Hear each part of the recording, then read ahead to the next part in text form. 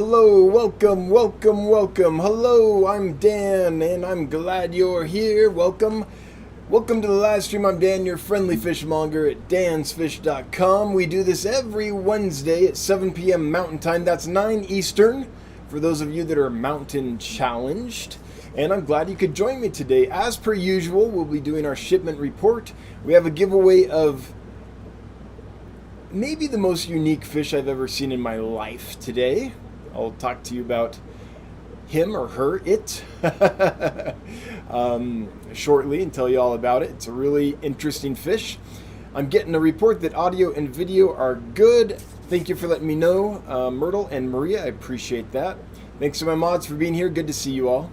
Anyway, let's get... Oh, and then I'm going to be giving you an update on the warehouse, and it's exciting. Things are moving.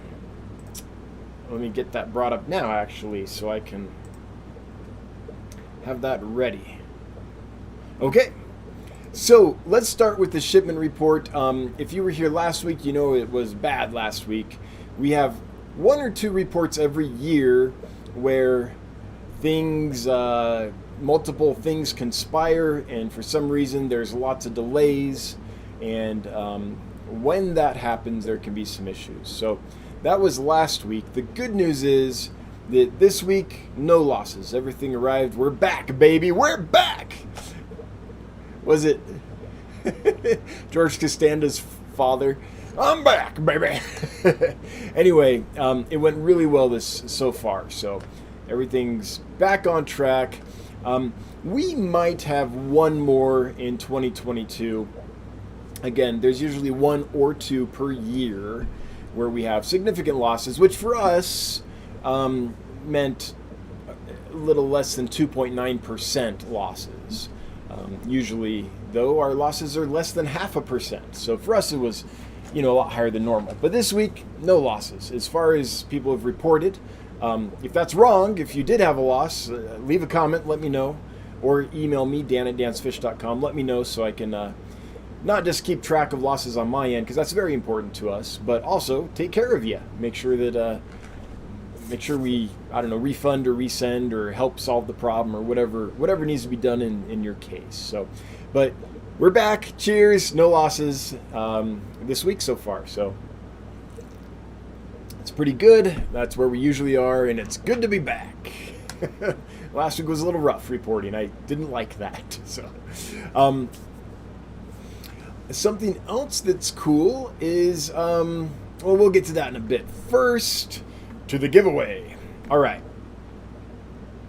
So the giveaway tonight is for a very special jewel cichlid. It's a Turricana jewel cichlid. Hemichromis exul is the scientific name. And usually, when you look at a jewel cichlid, you will see pectoral fins, you will see ventral fins, you'll see an anal fin, a caudal fin, and a dorsal fin, right? That's usually what they have. However, the jewel cichlid that we're going to be giving away tonight is one of a kind. I've never seen anything like this. Here's a picture of it. You'll notice pectoral fins, you'll notice ventral fins, and then you'll be like, hey, wait a minute, where's that anal fin? This fin right here. What is going on? There is no anal fin, but if you move here, you'll kind of see it here. So what's happened on this fish, which is super unusual, is the anal fin has been misplaced. It's growing up along the side of the fish, and it's fused with the dorsal fin. So instead of an anal fin and a dorsal fin, it has a doranal fin. Dorsanal fin, I don't know what you would call it. One fin. It fused together and became a single fin. I have never seen anything like this in all my years of fish keeping.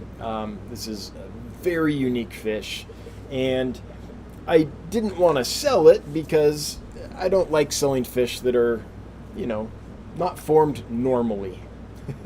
Let's put it that way. No idea what it is. One person had the thought that it might be an absorbed twin or something like that. I don't know. I just know I've never seen a fin growing up the side of the fish like that.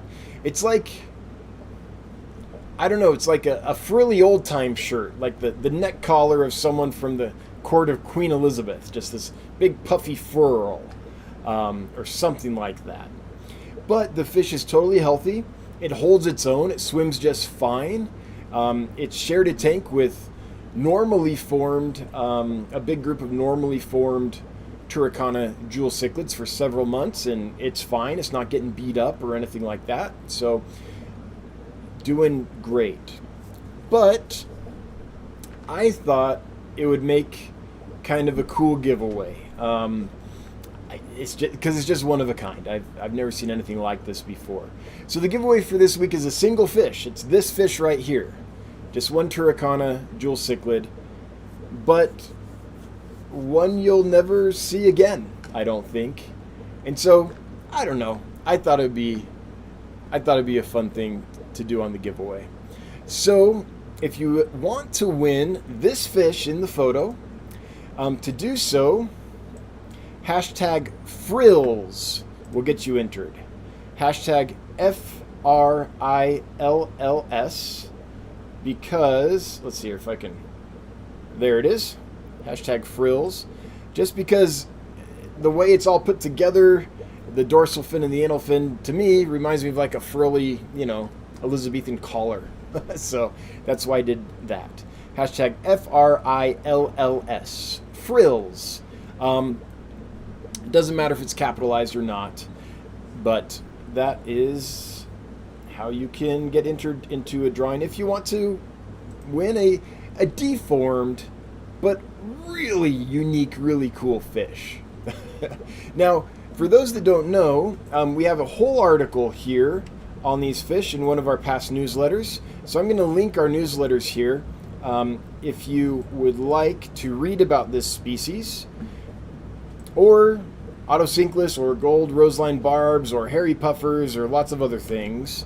I have listed a link in the chat where you can go look at our newsletters and read up on this species if you need some more info to know if you should draw or not, if you can take care of them or not. They're a jewel cichlid, one of the more peaceful of the jewel cichlids, but not right for every community tank. Like all jewel cichlids, they can be aggressive, although less aggressive than like this 5-star general or the typical jewel cichlid you'll find at Petco or PetSmart or whatever. The Hemichromis genus is known for being pretty darn brutal. This one's more peaceful, but I've had mixed results. I've kept it with rainbows and it beat them up. I've kept it with tetras, it didn't bother them at all. And I've kept it with catfish and didn't bother them at all. So it seems like, it does fine with some fish and not others. So be aware of that. Okay. Now I'd like to just give you what I think is a super exciting update about the warehouse. So here is what I'm excited about. This was yesterday. We built our first 2 sides of aquarium racks. So this rack here will hold 15 aquariums. And that's the first one. We have a lot more to build, but we were able to get into the warehouse and actually start building, which is huge for us. Big step. Able to get in there and get going. So that was yesterday. Today we moved a bunch more material down there, and tomorrow we'll build, we want to build 3 or 4 more sections for the racks. This is a picture of half of the surface well. Since then, they've done the other half here, so it's twice as big almost, and put a whole bunch of gravel in here. By the time it's done, there won't be any water on the surface. There'll be enough gravel and stuff that, and then they'll put a cloth over and put topsoil on and plants and stuff. So you won't even know there's all this water under you. You can walk across that thing and everything, but all that water is draining through all that gravel that they've put in there and supplying the fresh water for our warehouse. So anyway, it's far enough along that we've been able to get in there, and I've started building racks. That's going to be my focus for a while, because now that we can get in there, the clock's ticking. So every day we're in there but are not set up and not able to sell fish, we're incurring quite a bit of expense without making any profit, right? So we need to make that transition into that warehouse as fast as possible. So that's become a very large priority for me very suddenly yesterday, the moment I could get in there. We have some help coming. We've hired someone to help out, and they'll be arriving February 1st. And we also have, we found a local student. So I help out the local high school biology department. I supply their fish, and if they have a disease or whatever, I'll go up and help them treat the fish, give them medicines, show them how to do it, all that stuff.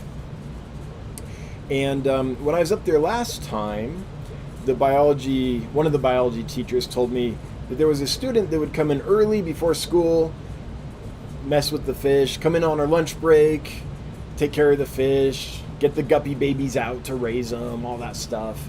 And it was just really into it. So I said, well, let's meet this person. So I met them, they came over, put them to work a little bit, they did a good job, and so we've decided to hire that student. And it's just great anytime you can find a local person, a young person who's super enthusiastic about fish. And I'm really happy to give her an opportunity similar to what I had when I was her age, which was there was a fish keeper that hired me to come. I'd come in on the weekends and I would clean the tanks and pick eggs from the Killifish mops and stuff like that. And I was in heaven every weekend going over there doing that. And so I'm thrilled to be able to do that. So we found some more help, and as we expand, we'll be needing some more help. So that's where we're at, kind of in the warehouse project, the expansion project. We're looking at some different purchases and equipment and things to make the operations side even more efficient. We've been looking for quite a while, but we're getting that narrowed down on a few fronts, trying to find ways to make it a little more, it's not automated, but less steps to seal a bag. So there's certain machines you can buy that will, you can put the bag in and they'll fill them and seal them. And instead of doing like the 6 steps or 8 steps that we take every time we seal a bag, we can put it in there, it'll seal it and fill it, put it in the second bag, and it'll seal it. So we're talking about a lot less steps, and that'll make the sealing of the fish before they get sent out to you folks, they get mailed out to the customers, a lot more efficient, which is good because that's one of the biggest time sucks that we have. As you can imagine, individually bagging and sealing each fish at the volume we're doing takes a lot of time, and with the increased volume of the warehouse, we've got to find ways to be more efficient about it. So we're looking into some equipment like that. We're looking into boxing equipment. Not sure if we'll pull the trigger on that yet. Not sure exactly.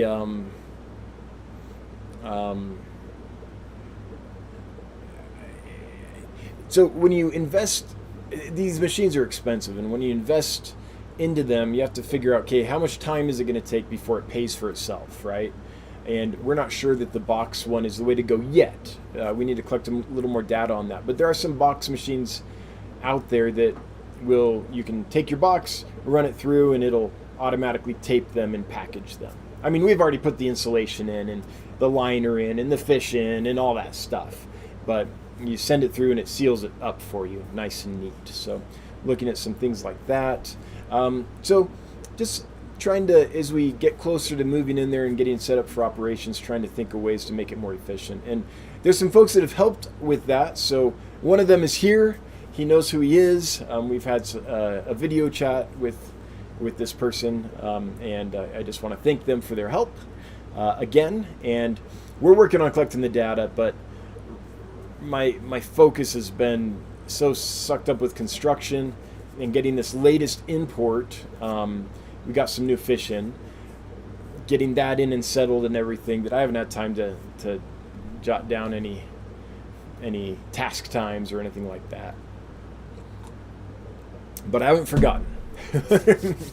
And my focus for a while now is just going to be get in there as quick as I can, get the shelves up, get the aquarium system set up and all that. So for a while I'm going to be very occupied trying to keep the business running and at the same time moving into the warehouse. But once that settles, we'll get some more tack times together and be able to move more on that.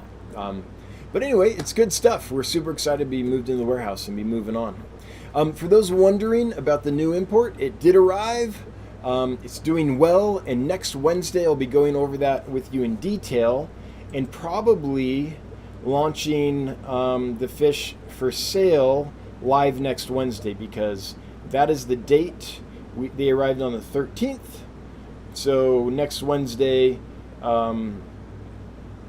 is the day that they'll be ready to go. So I'll probably do that live. I might do that Tuesday or Wednesday, but there's a possibility that Wednesday of next week we'll actually be able to post all that and get it on live at that time for you, which is kind of exciting. Just makes it a little more fun.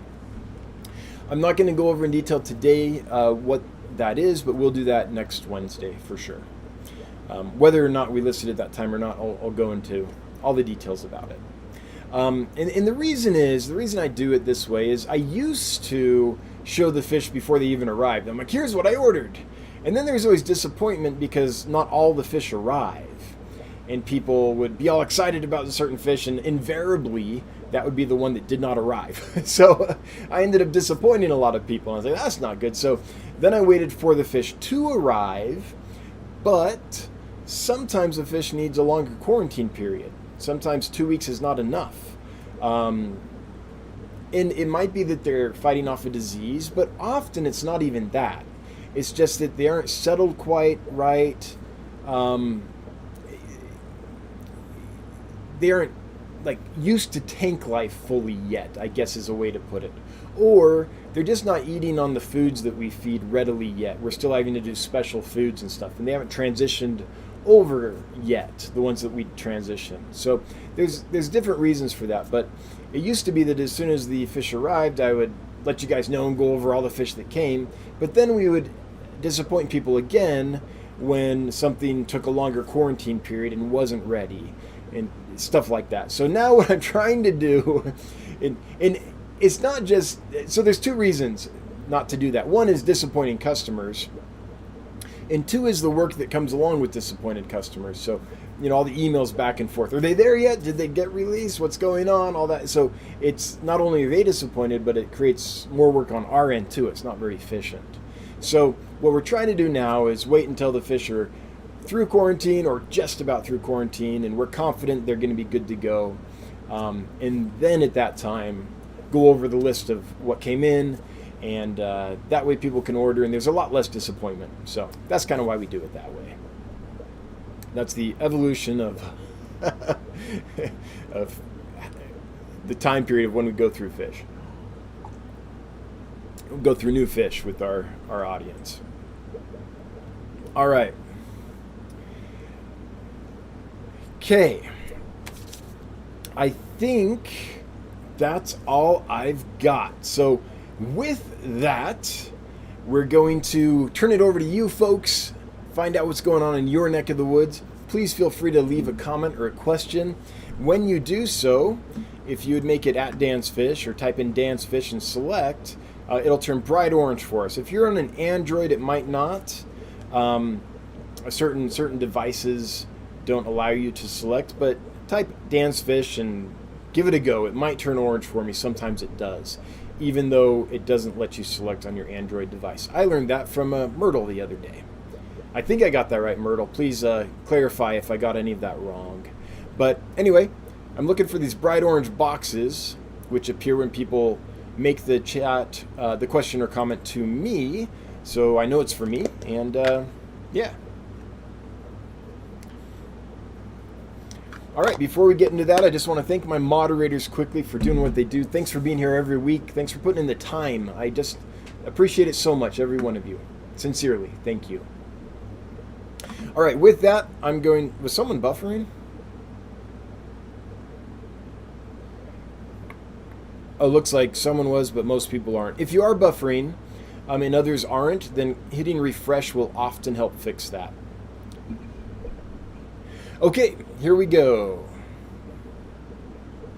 First one I can see is Tragic Lace. Tragic Lace. That reminds me of like a photograph you would see on like a doomed vampire romance novel. the puffy shirt. Tragic lace. Are jewels hard to breed or not? I've been thinking about breeding them. No, jewel cichlids are very easy. There might be a hemichromis that's difficult to breed, but I've never heard of it. As far as I know, all the hemichromis are easy to breed. Now, there might be an exception to that, but in general, that's a super easy genus to breed. However, a lot of them, when they breed, are very, very protective. Translate that into uber aggro. And so often they need to be in their own tank to breed, or they'll just annihilate everything else in the tank. So now, that's a generality. I'm sure there's exceptions to that. And the Turkana jewels I have breed often and are in there with catfish and other jewels. They're in a 75-gallon tank, but there was a big group of them, so they would breed in the corner, and there were so many other jewel cichlids that no one got annihilated, right? There was some get out of my breeding area, but it was a big enough tank that everyone was fine. So there's ways to mitigate that, but do be aware, yes, easy to breed, but very aggressive when they're breeding. Highly, highly protective. Excellent parents, in part because of that aggression. Ain't nothing going to get over there and eat their babies. I mean, they make sure of that. But, yes. Alexander Engelhardt. Alexander, thank you again for another wonderful super chat. That's amazing. Thank you so much. Love seeing the warehouse updates. Hey, I love sharing them, and it was amazing to get in there yesterday and actually be able to get some stuff set up.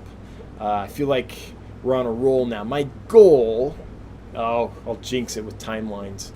My goal, though, is to have the racks done, the tanks on the racks and plumbed into the system and everything, and be done that by March 1st. That's my goal. I think I can do it. As long as my back don't give out, I think I can do it.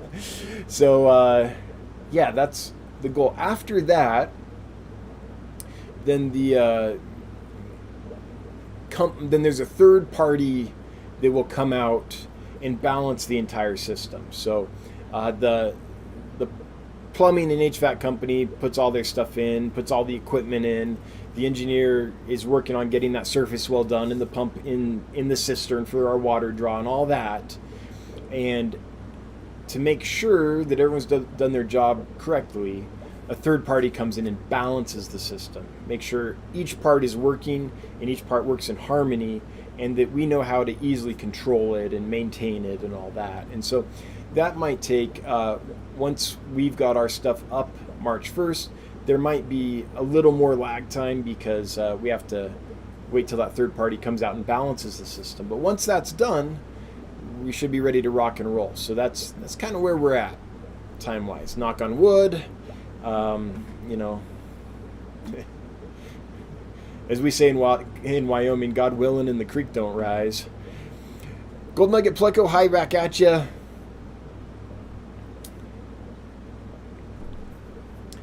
Oh, Gold Nugget Pleco Tetra. If I win, please give the fish to Bob or Maria Z. Rank you. How high did I rank? No, I know. Fat thumbs on phones, I get it.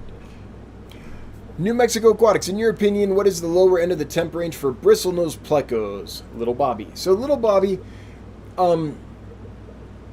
it's a somewhat difficult question to answer just because the Bristlenose pleco, as we're calling it, is a common name and refers to fish that have a very wide range. I think from Uruguay, maybe northern Argentina, southern Brazil, where it gets quite cold. Sometimes you can have ice over the ponds and rivers and things.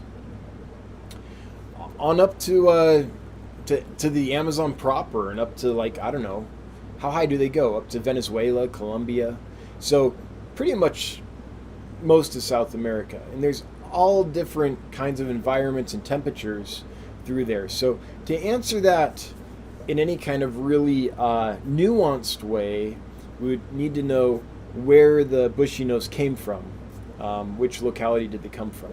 But without knowing that, we have to assume it could be a bushy nose that came from central Brazil, where it's really warm, or up in Colombia or Peru or something like that, right? So taking that in mind, I would say lower 70s long term would probably be a safe low temperature for a bushy nose if we don't know its location, if we don't have good provenance on it. If we know its location, then we can really zero it down. But without knowing it, and that's probably unrealistic in most cases to know what it is if we're talking about common bushy nose that are pretty much, we know they're ancestrous, but that's about it. We don't know which species, we don't know if they're pure, maybe they're a hybrid between species at this point. Like, there's a lot going on with the common bushy nose. So with that, I would say low 70s long term would probably be okay. Something like that.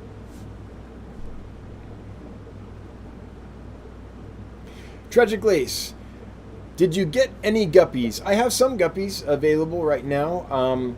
I did bring in a batch of panda guppies because I'm trying to figure that fish out, and I'm working with a veterinarian to help us figure that fish out. I've tried a few different suppliers and having some issues with them. So I think I've checked Indonesia off the list for panda guppies, and we'll need to try next time, say, Israel or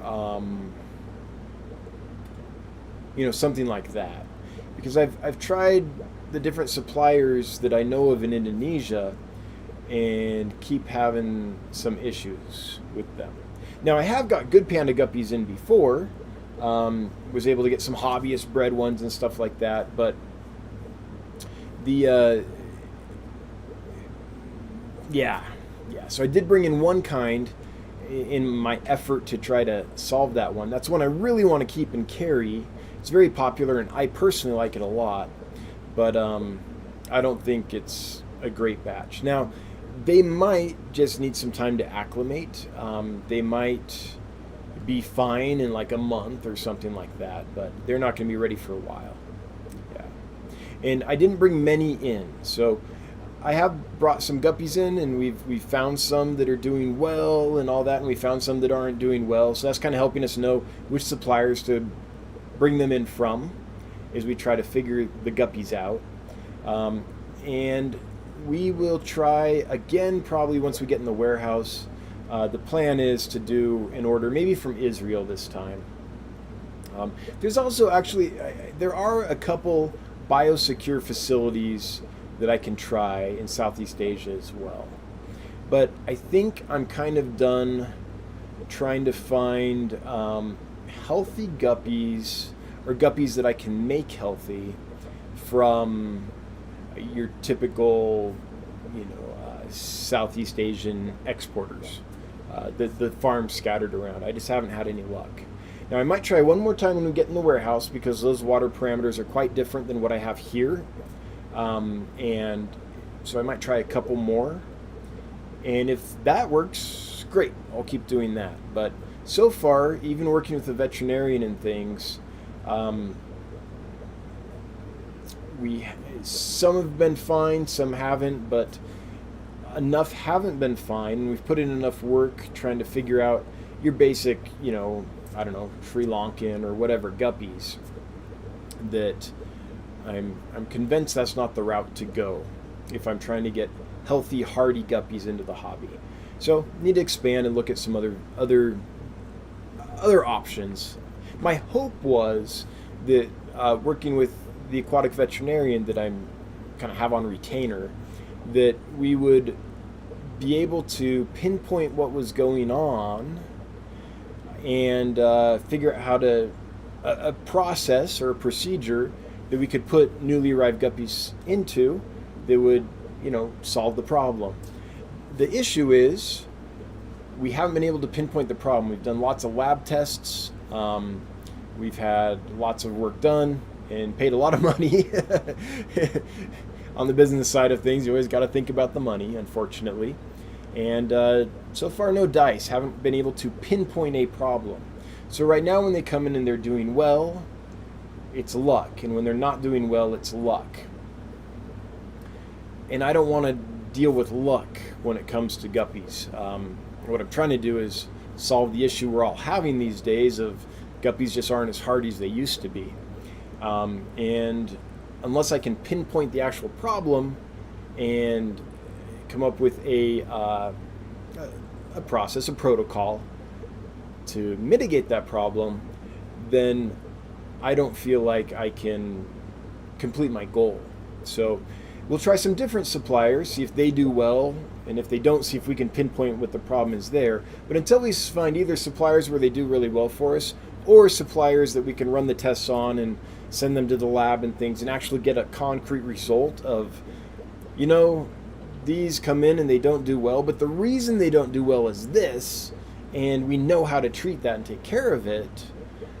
If that doesn't happen, or we don't find us rock solid guppies, then I don't know if I'll be able to complete my goal at this point. Maybe I'll only be able to deal in hobbyist bred and raised guppies or something like that. But there's some other options. Like I said, Israel, some biosecure facilities in other places. So I've got some more work to do.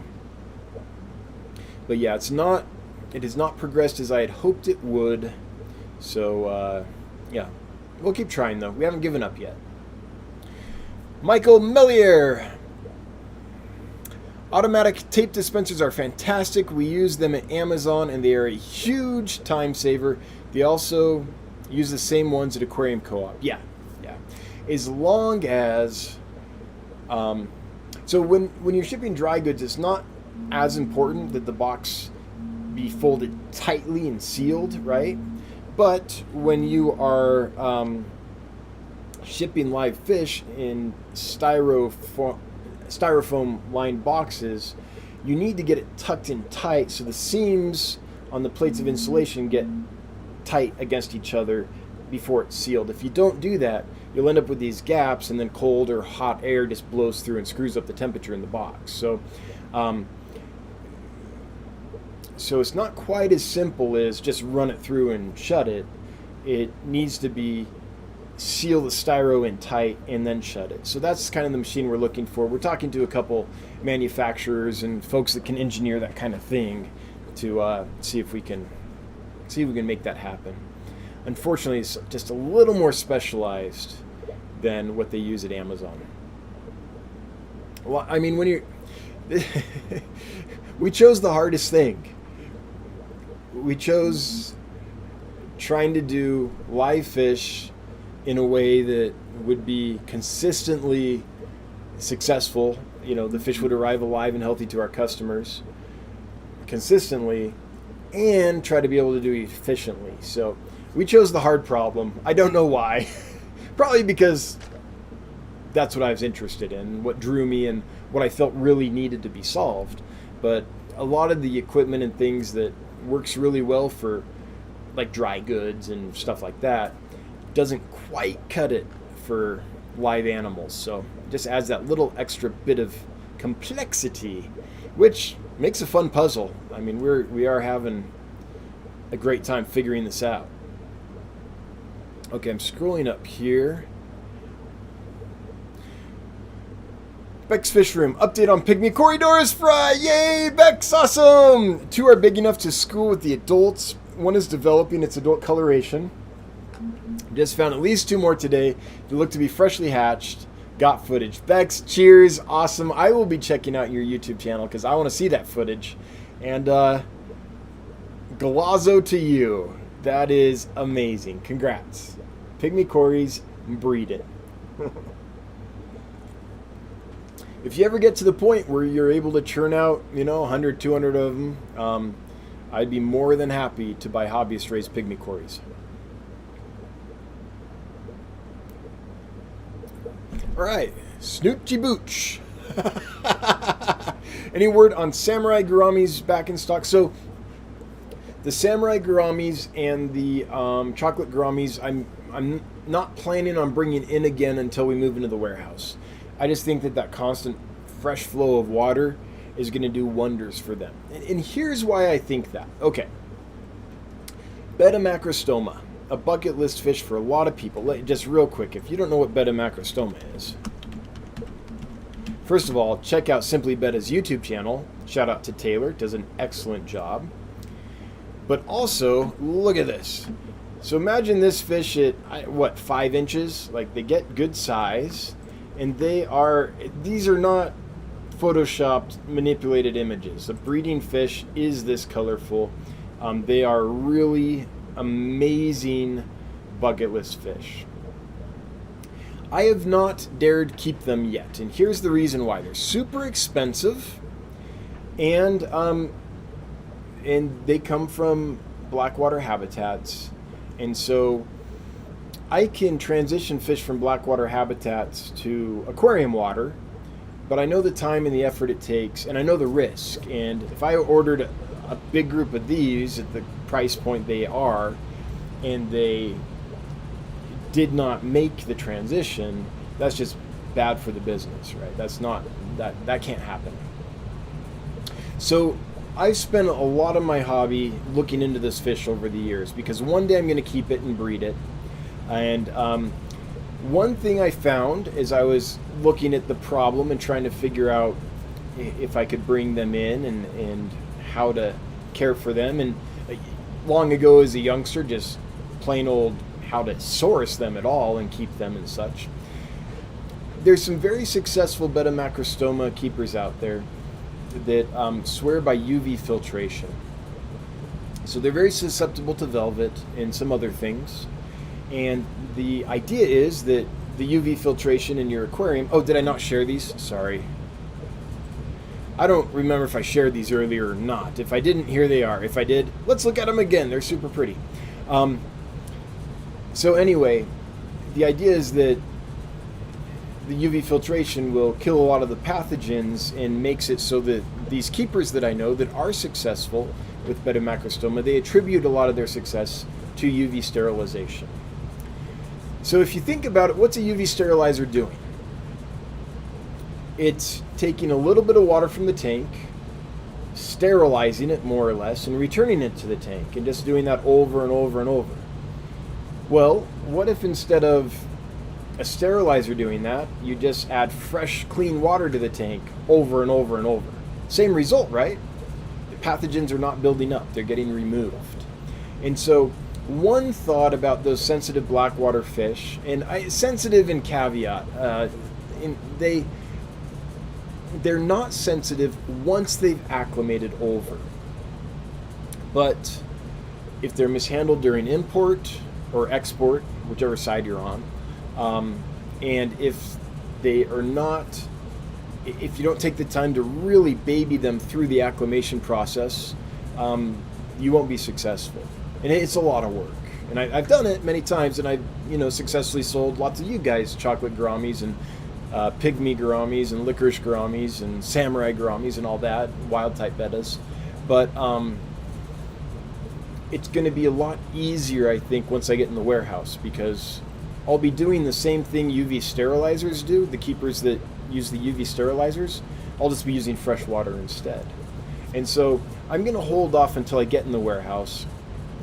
And then I'll try a couple species. I'll try probably licorice gourami and a chocolate gourami and maybe a samurai gourami. And see if indeed I'm right. See if that constant fresh water keeps the pathogen load low enough that they can easily acclimate to aquarium life without having to go through all the medications and things and those complicated procedures that I'm currently having to use. And so my hope is that I am right, and then I'll be able to help transition blackwater fish with a lot less effort and cost in medicines and all that goes along with that. So that's where I'm at on that, Snoochie Booch. Snoochie Booch. I don't know if I have heard a more I want to say disgustingly cheesy romantic, I'm picturing a newly engaged couple romantic in public name since Seinfeld had "No, you're Smooch." What was it? Wow, what was it? Snoochie? Smoochy? Oh, I forget what it was, but there was a Seinfeld where they were doing something like that. No, you're Smoochie. That's great. And don't take that the wrong way. I think it's great. That's hilarious. Snoochie Booch. House fish. Did the Arabesco puffers come in? They did not. They were shorted. They did not make it into the packing list. So they were on the order, and they were on the penultimate paperwork, but they did not make it onto the ultimate paperwork. So unfortunately, I did not get any of the Arabesco puffers. I was really wanting them.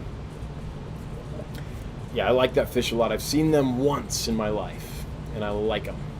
Witchy Lynn, an update on samurai gouramis. I think I just covered that. Real stinks. I just got my fish out of my 75-gallon that split the seam. Ooh, yeah. Will it need to take all the glass apart or just reseal it? I think I have a video for you. Now, big disclaimer, anything's possible. I'm taking no responsibility here. But I do have a video here on resealing a 75-gallon. I think. Yeah. Okay. 75-gallon aquarium repair. I had I cracked it when I was drilling it, and had to strip out all the silicone on the seams and stuff, and I show you how to do that here. So instead of wait, it says it's only 2. Hang on, I gotta make sure this isn't only 2 seconds. If it is, there's an error. What is going on? So let's mute this here. Sorry guys, I just want to make sure. Okay, yeah, that's the full thing where I go through the whole thing here. Yeah, show you how to do it. Yep, okay. So I'm going to refer you to this. I'll link it in the chat here for you. This video. And I've resealed lots of aquariums. The biggest aquarium I've resealed was a 125-gallon tall. I've done 75 gallons, lots of 30 gallons, because I have some really old 30-gallon breeders. Let's get out of there. In the way I do it, and this might not be right in every situation, but it has never failed me yet. The way I do it is I strip out all the silicone. I don't like pop the glass apart and get it from between the glass, but I take off all the silicone that I can reach with a razor blade that's kind of outside of the seams. Strip all that out, and it takes a while. You got to really get it off because silicone does not adhere to itself. Like old silicone and new silicone do not adhere. Man, it'd be nice if they did, but they don't. So get all that off. Then I take like alcohol. Is it rubbing alcohol? I don't know. The kind you like nail polish remover, alcohol, that kind of stuff, and clean those edges really good to make sure that the silicone's going to stick really nicely. And then I just reseal there. So I leave the tank intact, take off all the silicone I can, and then reseal it. So far, it's never failed me. I don't know if in your case that would maybe be the one that did. So you know, don't want to take liability for that because when it goes wrong, it'll be my fault. But reels, I've done it many, many times, and it's never been a problem. But that video goes over the entire process. I think I haven't watched it in years, but if I remember right, it should take you through the process. Mac PNW, do you think a single Stetocranus, so we're talking about Lionhead cichlids, Steatocranus, there we go, Steatocranus, and a featherfin Synodontis could cohabitate in a 36 long? I do. For a while until permanent homes are found? I do, yes. Yeah, I think those would be just fine. Absolutely. Provided size-wise, you know, the catfish isn't big enough to eat the buffalo, not lionhead, buffalo head, that's what it is. So these are really cool fish. For those that don't know this genus, let's see here. There's a lot of them. This is one of the fish I kept as a kid. I remember raising up a batch of tiny little fry. There's a lot of them, and often they come from West Africa and flowing rivers. They have a wide range of habitats, but look at the different. So this is why they're called buffalo heads. They're calling it blockhead here. They were buffalo heads when I was growing up. get these big heads. And then you have other kinds which are like super long and slender.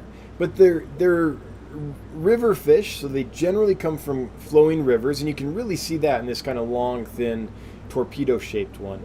If I remember right, they don't have a swim bladder, or they have a very curtailed swim bladder, because they need to be able to, stay put in fast-flowing water. And so, like darters and all kinds of gobies and other fish that live in those environments, they've lost or have a greatly reduced swim bladder. Really interesting fish.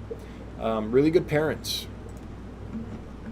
Not like super colorful or anything, but you don't need color in every fish, right? Sometimes just uniqueness and behavior and all that is interesting enough. So, but Mac and Pa, yeah, I've never tried it, but I think that mix would work okay. You're going to want to have lots of hiding spots and things for the Synodontis, like pipes and caves and all that. But I think that could work. Cancer Train, how do you feel about breeding weird mutations like the giveaway jewel? Personally, I wouldn't do it. But it's a personal preference thing. Like whenever I see the parrotfish, like the heart parrotfish, let's see. I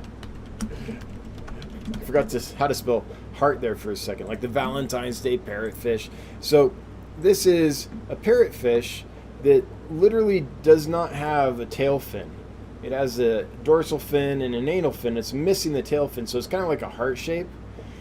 I don't know. Every time I see that, like my soul bleeds a little bit. It's not. I don't like it. That's personal preference, though. Here's where I draw the line on mutations. If it affects the quality of life of the fish, I think it's wrong. I mean, why wouldn't it be wrong, right? So, if I've never kept those heart parrotfish or Valentine's Day parrotfish, but if they can swim around normal and act normal and feel normal and eat normal and all that, and don't have massive health issues or whatever, then I don't have a problem with it. I would never keep them, but I wouldn't get on the warpath about it or anything. If the fish is able to live a life and happy, then with me that's okay. Not that I would ever keep it personally, but if someone likes that, great. Flower horns, whatever. There's all these examples. Well, flower horns are more hybrids than deformities, but there's lots of examples. Balloon fish, all that. But if a mutation or a deformity makes the fish have a worse quality of life than it otherwise would, then I'm like, I probably can't. Then I draw the line, I guess, for me personally. So that's how I feel about it. The jewel cichlid I'm giving away is perfectly healthy and happy. He's holding his own with the other jewel cichlids. Doesn't have a hard time swimming or anything like that. So if someone wanted to breed it, I wouldn't be like that's immoral or how dare you or that's unethical. But I wouldn't personally want to see it bred. But to each their own, I guess. So I guess that's the answer. If it's actually hurting the fish, harming the fish, and making them have a bad life or less of a life than they otherwise would. So one good example is bettas. I love bettas. I like veil-tail bettas. I like half-moon bettas. I like placotte bettas. I've bred and raised lots of bettas over the years. Ever since I was a kid, I've liked them. But there is a certain betta which is beautiful. It's called a rose-tail betta.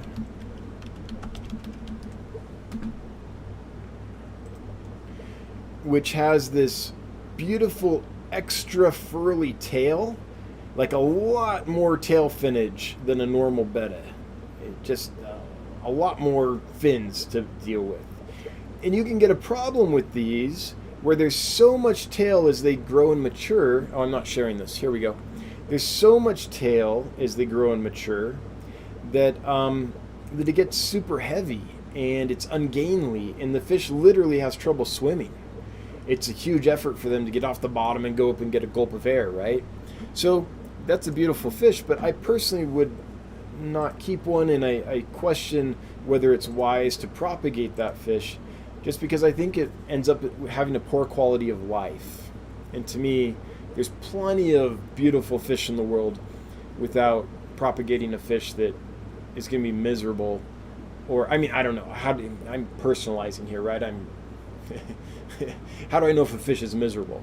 But when I see a fish struggling to get up just to get a gulp of air and then sink back down, and it's exhausting itself just trying to do what bettas do, which is breathe atmospheric air, and have trouble swimming and all that, I don't like that. So that's my thoughts on that cancer train. No, I'm not gonna like choose someone out who's like, I love my rose-tail better, like I have celestial-eyed goldfish or heart parrotfish. Like I'm not gonna think less of the person, or I'm not on the warpath about it, but I do think the lines of morality or what is ethical or not ethical start coming into question for me at that point, and I don't support it personally. Visine, what's recommended tank size for the fish? Oh, these guys don't get more than like 3 inches or so, maybe 4 on a big one. So, gee, a 20-gallon tank could be fine if it was by itself. They don't need a ton of room. Witchy Lynn, we're talking about the Hemichromis Exsul. Now, if it's with other fish, it might need more room. And if you're having aggression issues, you definitely need a bigger tank. But yeah, I think a 20-gallon would be fine. 20 long would be great. Witchy Lynn, I've been watching your site for Samurai Gouramis. Updates, thoughts on community tank in a 75-gallon with Phantom Tetras. So I kind of updated already Samurai Gouramis and Chocolate Gouramis and that kind of stuff. As far as keeping them with Phantom Tetras, I would not be my first choice, but it could work. The challenge is going to be when Samurai Gouramis first get to a new tank, they're very shy. Okay, this is a fish that is normally hanging out in leaf litter. Like you dig through the leaf litter to find it, right? It's not out and about. It's by itself kind of hiding. Now, I mean, I'm exaggerating. They do come out at times and things like that. But a fish like that, when it's first getting used to its new aquarium, is easily outcompeted by other fish. And Phantom Tetras are very quick swimmers. They're quick to the food. They might be a little nippy. And I think that's going to make it very difficult for the Samurai Gourami to settle in, get over the stress of shipping, get its immune system back to where it needs to be, get to the food, and feel comfortable. Now, if the Samurais were already in the tank and were comfortable and knew where the food was and were on the food like that, because they do learn. Like Samurai Gouramis and Chocolate Gouramis do eventually learn that when you lift the lid and your hand goes here, that means food, and they start rushing up to it. Like once they get to that point, then you could probably add some fish like a Phantom Tetra to it, because the Gouramis are already stable, they're hardy, they're acclimated, they know where the food's coming, and then you can add some fish to the tank and they're probably going to be fine. But I would always have a plan B when mixing something that's a slow feeder and more sedate and could get nipped on, like a Samurai Gourami, with something like a Phantom Tetra. I'd put the Gouramis in first. Once they're rock solid, then I would add the Tetras, and I'd have a plan B ready in case those Tetras started nipping at the Gouramis or made a problem. So that's kind of how I'd approach that, Witchy Lynn. I think it could happen, but have a plan B, and there's certain ways to go about it to make it most likely that it would be successful. That's my thoughts. Orange cones. Hopefully my quest will be all tied up by March. Don't jinx me. Orange cones is making things happen, helping me get a piece of equipment I need. It's been on the quest for a while. Let me say this. If you ever have to do business with Tipper Tie, good luck. Just sincerely, good luck. May the forest be with you. I hope it goes smoothly. Visine. Sorry I didn't type it right. Not orange. What's the recommended tank size for the fish? Oh, I saw it anyway, I think. Yeah, cool. It worked. It got orange here, and it was orange down here. So whatever you did worked, Visine. A-Train. How do you take good quality pictures of fish? What background color helps the colors of the fish stand out? So it depends. Usually black is pretty good. If you have algae, it doesn't show up as well against the black and things like that.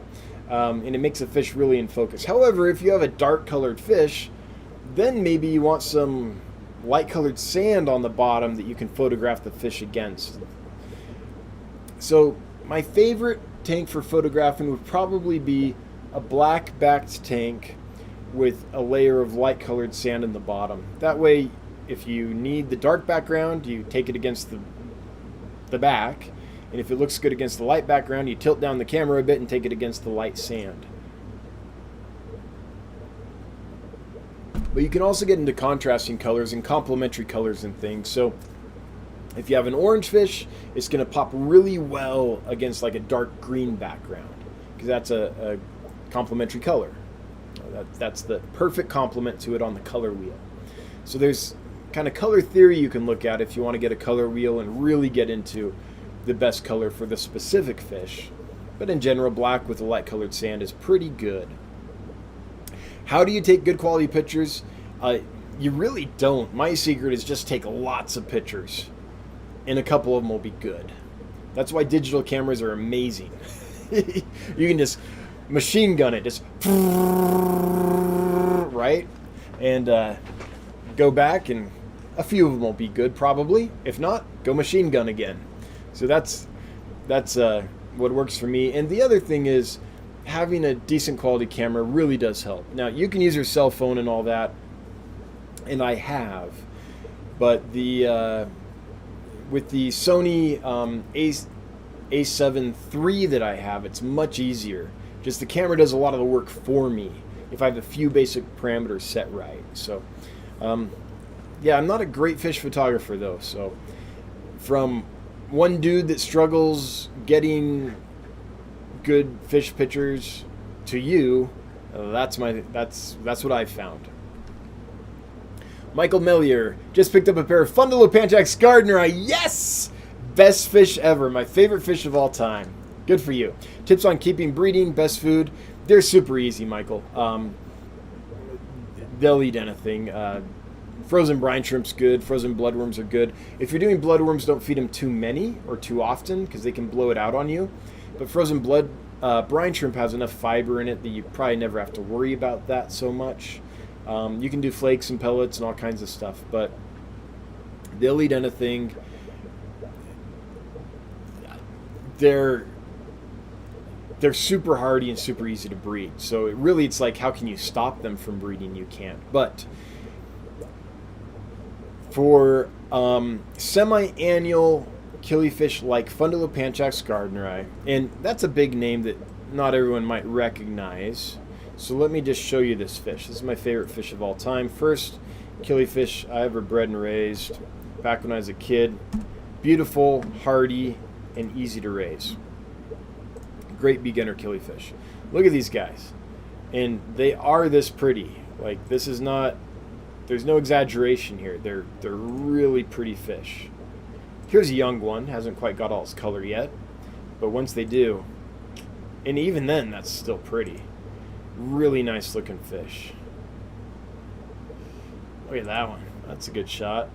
In all kinds of locations, different color patterns. Like some of them, the ones I like, the typical ones, are kind of a steel blue with red dots and yellow margins on the fins lined by a submargin of red.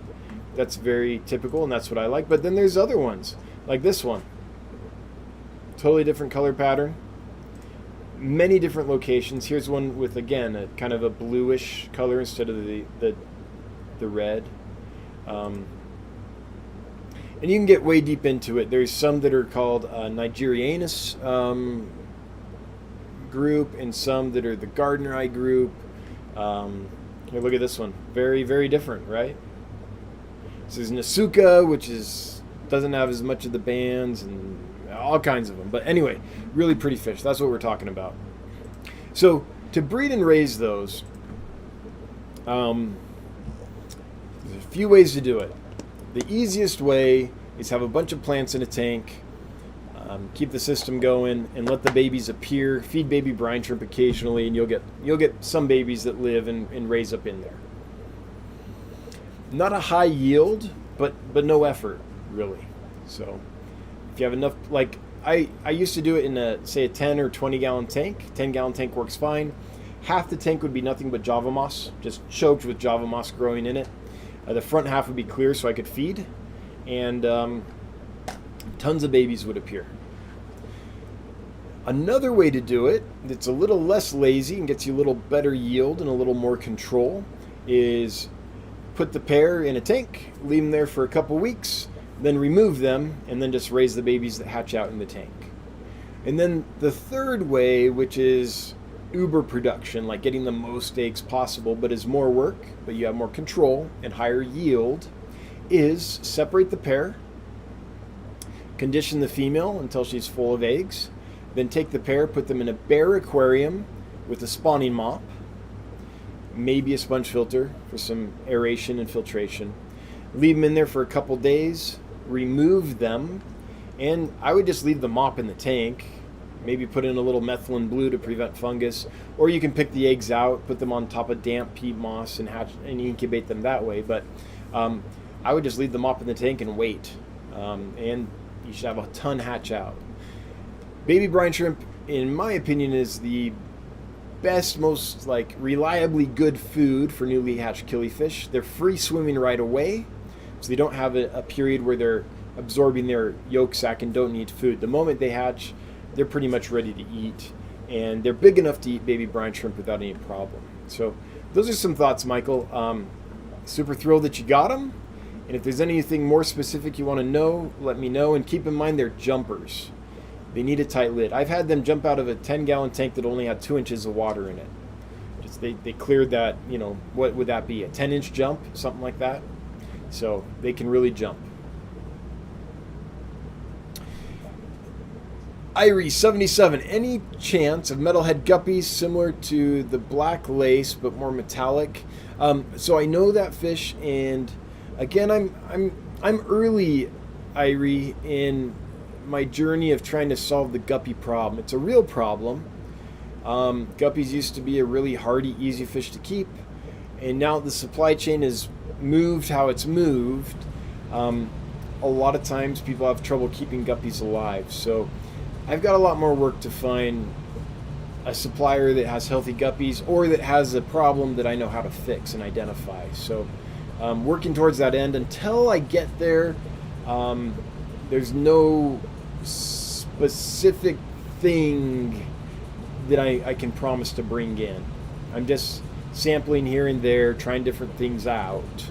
Once I find that breeder, that source, or that solution, though, then the availability will be curtailed by whatever they provide. So let's say I find a supplier of really healthy guppies. Well, then if they have metalhead guppies, then I'll be happy to bring some in, sure.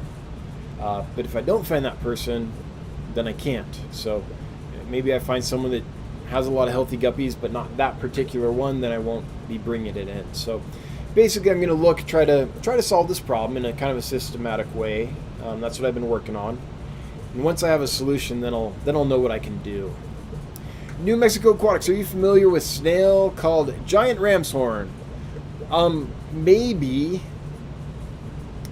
I've seen lots of snails over the years called lots of different things. So are you talking about like the Colombian ram's horn that used to be available but is now illegal? I'm not quite sure, but I have heard of snails called that, yes. But I'm not sure which ones they are. Fish Dreams, you know that most, if not all guppies, box guppies die. How can we help solve that issue? So the best way, I think, for a hobbyist to solve that issue is to breed their own guppies. If there's a guppy you want, bring it in. Breed it as quick as possible, because if it's imported, it's likely that they're not going to last too long. But the babies will probably do well. So if you can raise babies, and as a hobbyist, provide enough that you can share them out with fellow hobbyists, I think that's the easiest, or I guess most realistic way for hobbyists to help other people get healthy guppies at this point. Yeah, it's a real problem. We're trying to fix it.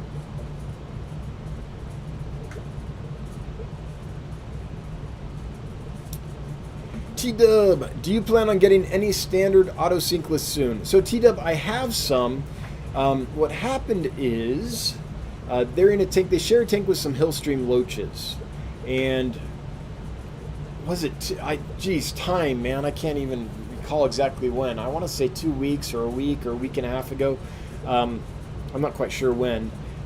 Some of the Hillstream loaches died, and I think maybe a couple autos died. And so I was like, oh no, what's going on? And so we've been keeping an eye on that. It looks like things have stabilized. It appears that the Hillstream loaches had a problem, and I'm not sure what it was. We never found an exact source for it, but it's one of those things where we had the Hillstream loaches for months, doing great. And then I don't know what changed or what happened, but a few of them started dying. It wasn't like a whole bunch, it was just we lost one. It's like, oh, that's weird. And then a few days later, lost another one. It's like, oh, now there's more than one. And then a few days later, another one. It's like, oh, now we've got a pattern. So when that happens and we can't see any real thing to treat, like we don't know what's going on, often what we do is just give it time. So we let the tank sit and wait for it to stabilize. And we're at the point now where I think it has stabilized, but I'm not, but I want to give it a little more time so I can be sure. So I haven't had any problems in there for a little while now, but I want to give it like a couple more weeks at least, because I would hate to like think, hey, they're stabilized, list them for sale, and then find out, oops, I was wrong, they aren't quite as stable as we thought, right? Have some more go down or have them not do well for the customer. So I do have some T-Dub. I'm just trying to make sure I don't sell them until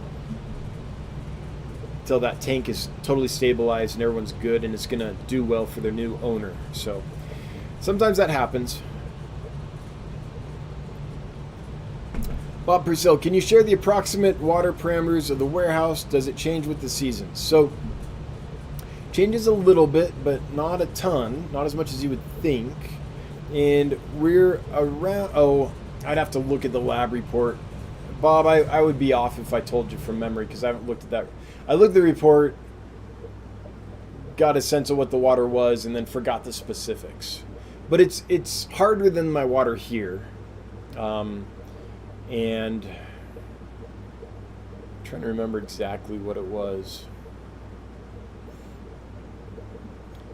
I would call it like medium hard water. Can't remember the exact parameters. And there are reports from that creek, from that body of water, several reports over different seasons for many years, and it does not appear that the parameters change a ton. Now, if we have a heavy rain or like real hot weather suddenly and all the snow melts or something like that, then it'll change. But I don't see any reports over the years where it's like this big drastic change. Basically, enough water is flowing through the soil and then back into the... So we think of creek water is like water running through a channel, right? That's not what's actually happening.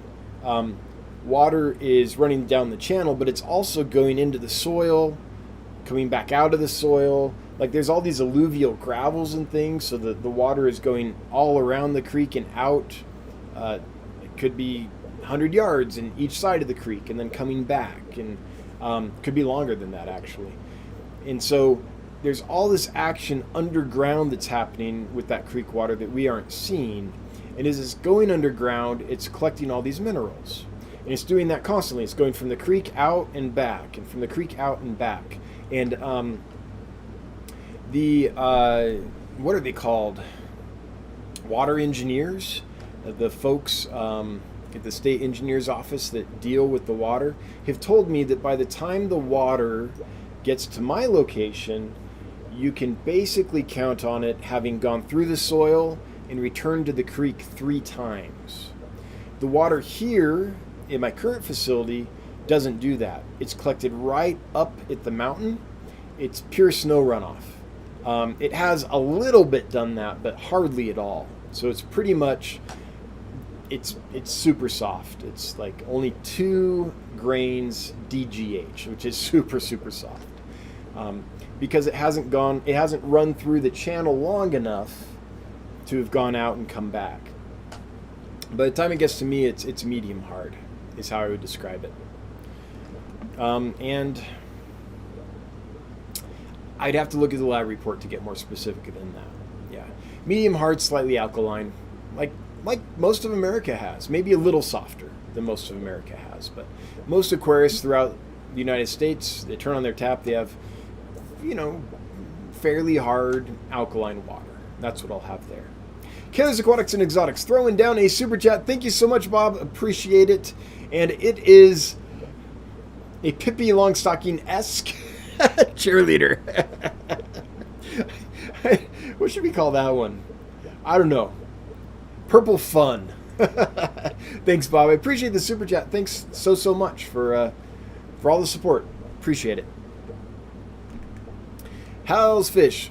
With regarding to guppies, what do you mean by biosafe facility? You're talking about water sterilization, breeding facilities. So I'm talking about a facility that once the fish have been introduced and are known to be free of disease, that no other fish are introduced, and processes are in place to prevent workers and things from bringing any disease into the building. So it's not sterile. I mean, no biological environment is sterile, but it's a group of fish that are separate from all other groups of fish, so they can't be introduced to new disease. That's the idea.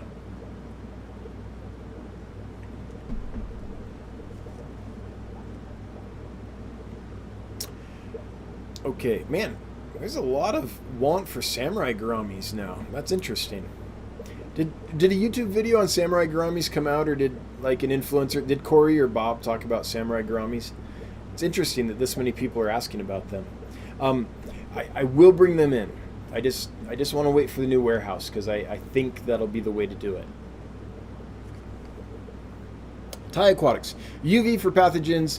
Now you use H2O2, so what is that, hydrogen peroxide? Or is that ozone? I can't remember. Now you sterilize and use H2O2. Okay, I got it. What's H2O2? H2O2, is that hydrogen? H2O2, hydrogen peroxide. Okay, couldn't remember if it's that or ozone. But preconditioning,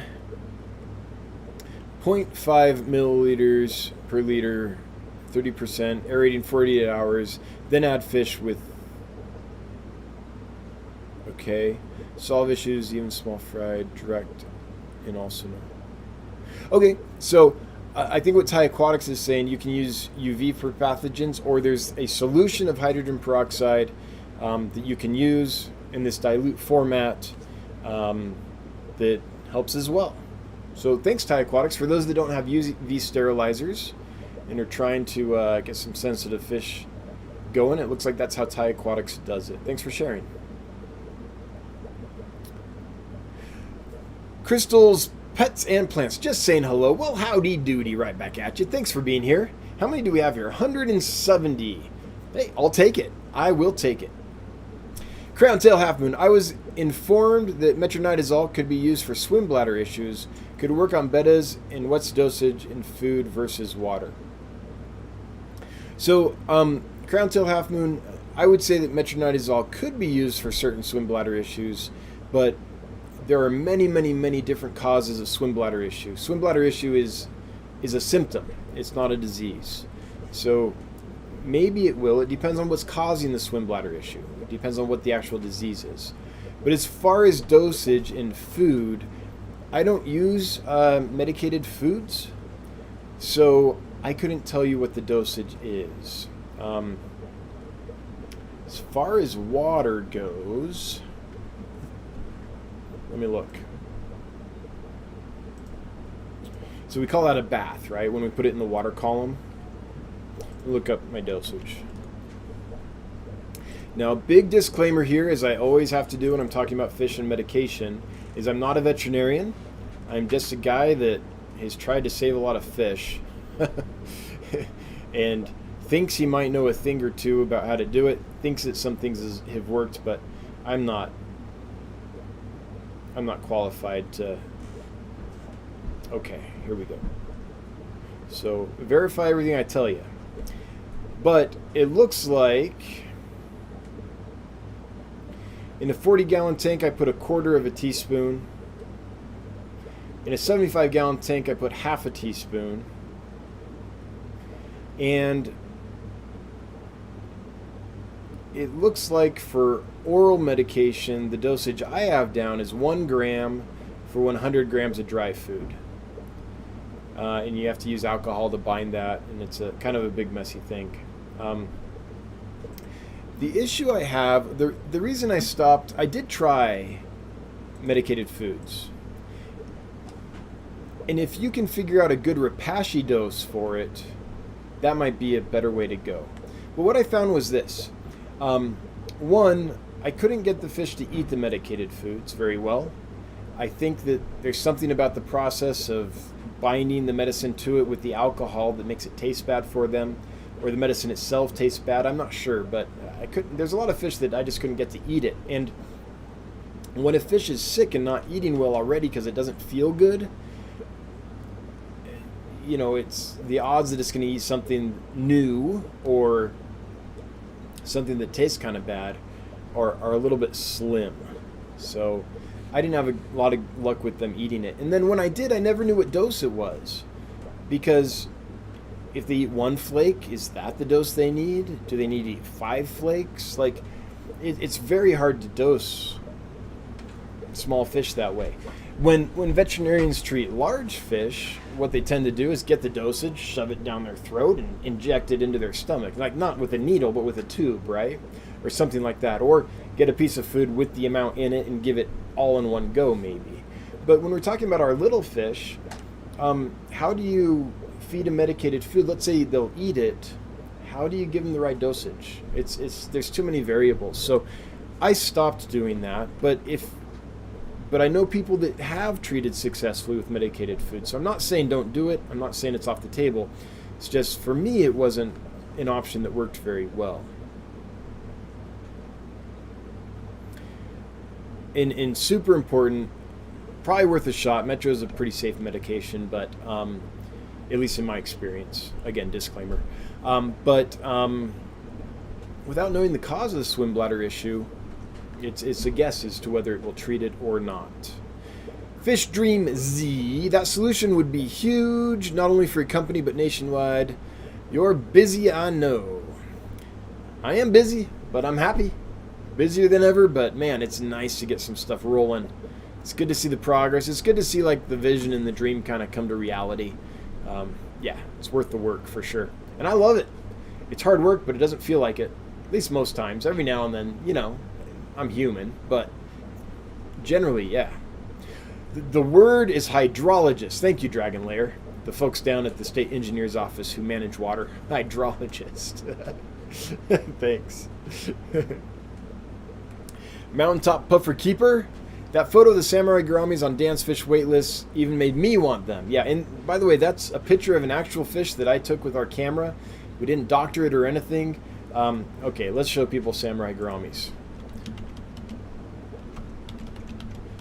Now everyone will be asking for them. I'm a glutton for punishment. This is samurai gouramis. These pictures are not doctored. Like, these fish are absolutely stunning. Interestingly, it's only the females that get this bright color. Females that want to breed, and they often want to breed, so once they're settled in and stuff, they'll often show this great color. Turn this amazing color. The males, here's a male, stay more this brown color. Females get this amazing color and pattern on them. So it's rather interesting. It's one of the few fish where the female does the work and attracts the mate and induces breeding and things. And it's probably because the male does the work. The male incubates the eggs. if the female incubated the eggs, it would be the male that would have to be like, hey, this is a good idea. I know you're not going to eat for a month, but come on, don't you want to do this, right? But in this case, it's the female. So it's just an interesting little twist that we don't usually see in the fish world. But yeah, they're very pretty. Crowntail Half Moon says, thank you. You're welcome. I feel like sometimes when I give an answer, I just make it more complicated, and I don't mean to like take away hope or anything. Hopefully it's useful information. Hopefully it's accurate. Again, not a veterinarian. Okay. With that, let's go ahead and do this giveaway. It's 8:20. I think we reached the bottom of the chat, but it doesn't really count because chat jumps so ferociously that I know I missed some stuff. So if I missed your question or comment, please feel free to list it again. It's not that I was trying to ignore it. It's just that sometimes the chat line, the chat column jumps and cuts me off, and I literally can't see the previous questions and comments. All right, here we go. The giveaway, which is for a funky finned, really unique, never seen anything like it before in my life, Turkana Jewel Cichlid. And the winner is Max's dad, Chris. Max's dad, Chris, you have won. You have 2 minutes to respond and let us know that you're here. All you have to do is say like, hi, or I'm here, or yippee, or whatever. But just leave some kind of note so we know you're here, and then we'll take it from there. But congratulations. Let's see here. While we're waiting for that, I'm going to get this one. Kyle's Aquametrics Den. Maybe I missed the answer, but are you planning to alter hardness to mimic the conditions of the fish's natural environment in the warehouse? No, not at all. Okay. So I hardly ever do that. What I found over my fish keeping career is that doing that almost always leads to problems. Now, not always. If you're a chemist, right, and you have the equipment and know-how to alter a tank's water and keep it there and keep it steady, then my hat off to you and go ahead. And if you have a few tanks, I think you can do that. You can have an aging barrel where you age the water and get it the right parameters. Maybe it goes through a RODI unit or whatever. You get it where you want it. And then when you do the water change in the tank, you can take the water and put it right back in. You can do that on a few tanks.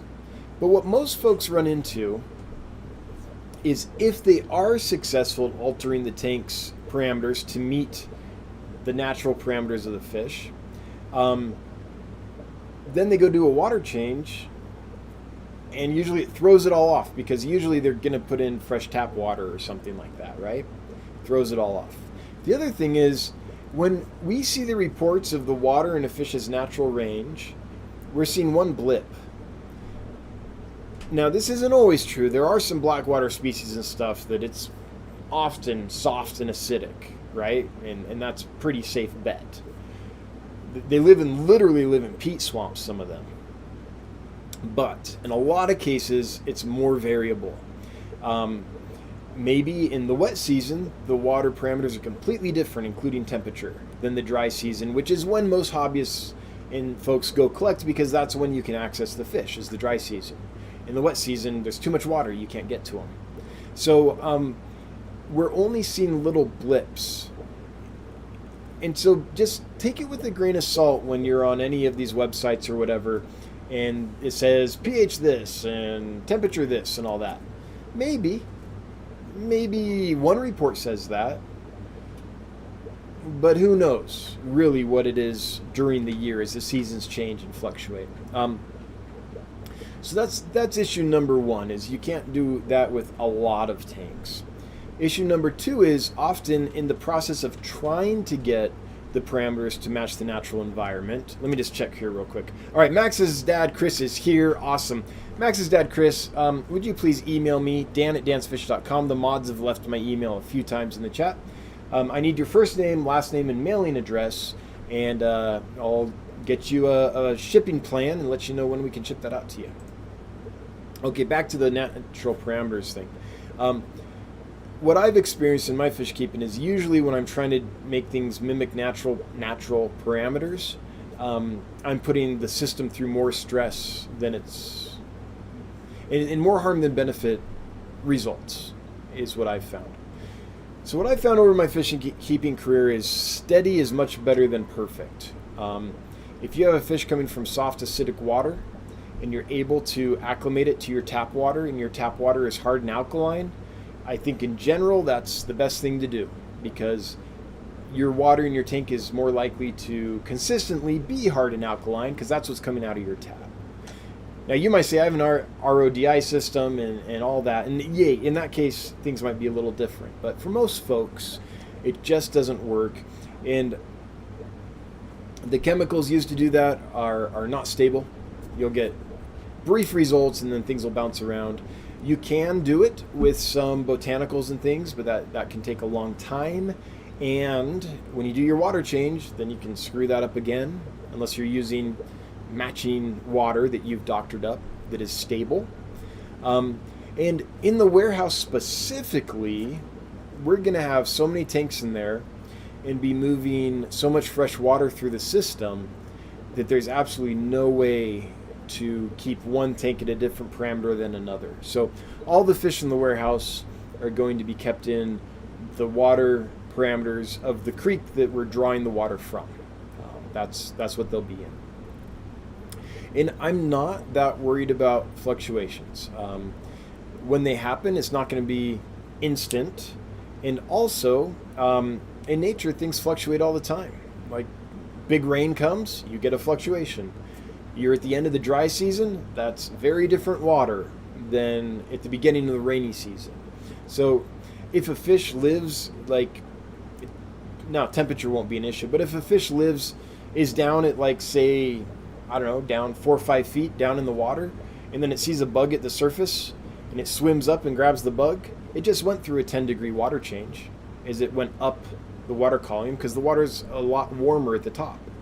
At least in, maybe not in an actively rippling stream, but in a lot of bodies of water. So there is changes and fluctuations are just par for the course in almost every fish's life in the wild, and they're pretty good at taking them. So now I realize I just said stability is the key, but I'm talking about yo-yoing and things like that. So, all right. With that, I think we've hit just about the end of this. I'm going to take one more, which is Mega Mindy Lou. Hey, hello. When the warehouse is done, can we come get a tour? Yes. See all the pumps as well as all the fish? Yes. The more the merrier, honestly. I've thought it'd be really cool to do like some kind of event this summer where we get some speakers out and stuff, and we can rent lodging at the college and all that, but there's no way I'm going to be able to plan it. Like, it's something in the back of my mind that I'm like, oh, that'd be so cool if I could do that, but knowing I can't. But that's something I would love to do. So yes, come on by.